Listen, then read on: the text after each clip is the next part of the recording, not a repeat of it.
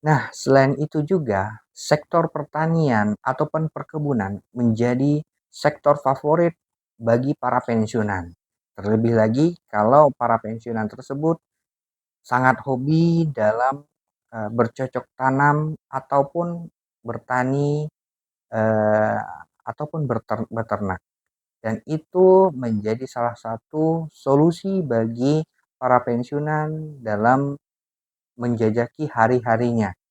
Karena ketika pensiun biasanya adanya peralihan kondisi di mana eh, banyak sekali yang apa yang tidak menerima, karena pada saat dia aktif banyak sekali kegiatan dan setelah pensiun dia langsung tidak ada kegiatan sama sekali, dan ini justru bisa membuat pikiran jadi buntu.